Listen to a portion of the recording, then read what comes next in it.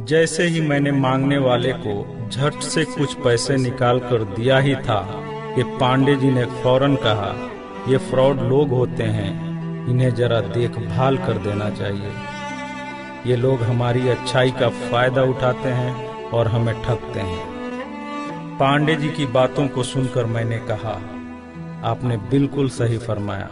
पहले मैं भी ऐसा ही करता था, लेकिन एक वाक़ये ने मेरी दुनिया ही पलट कर रख दिया। रोज की तरह मैं घर से ऑफिस के लिए जा रहा था कि रास्ते में एक शख्स फुटपाथ के किनारे अपना बीमार बच्चा लेटाए हुए उसे हॉस्पिटल ले जाने के लिए भगवान के नाम पर टैक्सी का किराया मांग रहा था। वो कभी किसी पैदल का बाजू पकड़कर हाथ जोड़ देता, मेरा बच्चा बचा लें, मुझे टैक्सी का किराया दे दें, तो कभी किसी गाड़ी वाले को हाथ देकर रोकता और उसके पीछे भागता कि वो कार में उसके बच्चे को हॉस्पिटल पहुंचा दे। कोई रुकता तो कोई नहीं रुकता, जो भी रुकता वो भी उसे घूर कर देखता और आप वाली सोच सोच कर उसे डांटता, काम करके खाने की नसीहत करता और आगे निकल जाता। मैं जैसे ही अपनी कार पार्क कर रहा था कि उसकी नज़र मुझ पर भी पड़ी और वो मेरे गाड़ी के सामने आकर खड़ा हो गया था और मेरे रुकते ही मेरे दरवाजे के शीशे पे जोर जोर से पीटने लगा। जैसे ही मैंने गिलास नीचे किया, उसने मेरा हाथ पकड़ लिया और कहने लगा, भाईजान, खुदा के लिए मेरे बच्चे की जिंदगी बचा लें, उसे सख्त बुखार है। आप नीचे उतरकर उसको देख तो लें तो आपको यकीन आ जाएगा। आप देंगे तो शायद किसी और को भी एतबार आ जाए। मगर मैं भी उसी की तरह सोच रहा था। मैंने भी उसे काम करके खाने की तस्कीन की और पिछले जुम्मा की सुनी हुई हदीस उसको भी सुना दी कि कमा कर खाने वाला अल्लाह का दोस्त होता है, और गिलास बंद करके आगे बढ़ गया, ये बड़बड़ाते हुए कि हरामखोर ये हमें बेवकूफ समझते हैं। 2-3 घंटे के बाद मैं वापस आया तो अब भी उसी जगह खड़ा मांग रहा था। बच्चे को अब वो सड़क के किनारे ले आया था और उसके चेहरे से कपड़ा भी उठा रखा था और वो दहाड़ मार मार कर रो रहा था। अब वो अपने बच्चे के कफन और दफन के लिए मांग रहा था।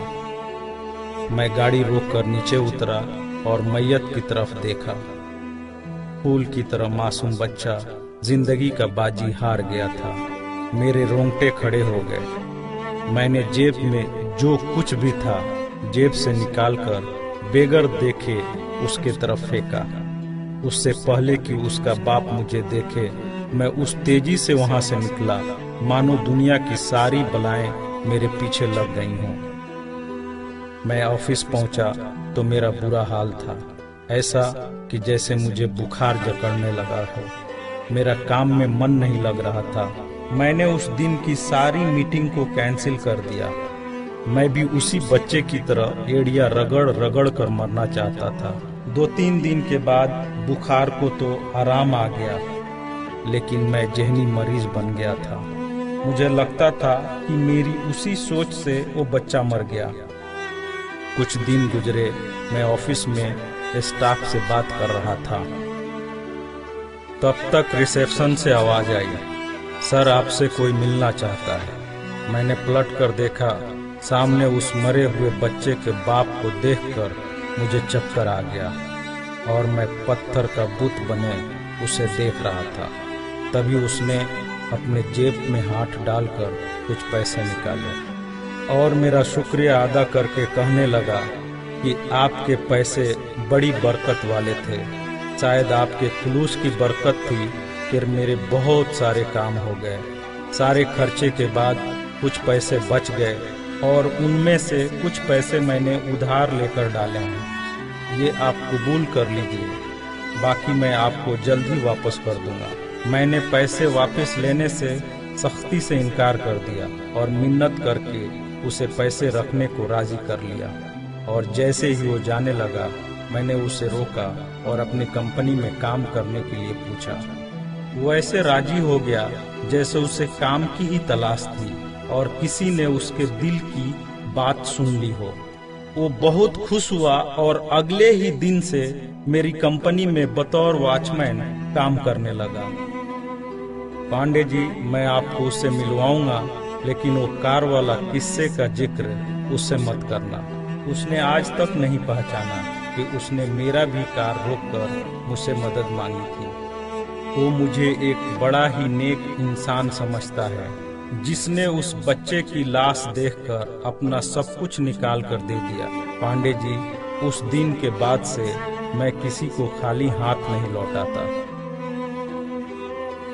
थोड़ा सा देने से ना वो अमीर होता है और ना मैं गरीब। बस दिल को तसल्ली होती है।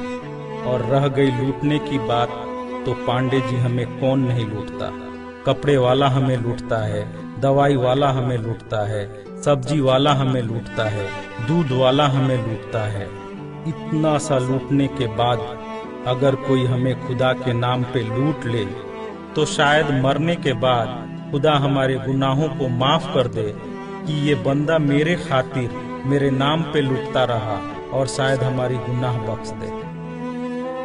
पांडे जी, माना कि हर मांगने वाला सच्चा नहीं होता, पर जरूरी ये भी नहीं कि सब झूठे ही हों। वैसे भी अपने काम काज में कई बार फेल होने के बाद भी हम कोशिश करना नहीं छोड़ते, तो कुछ ठग लोगों की वजह से जरूरतमंदों की मदद करना क्यों छोड़ देते हैं।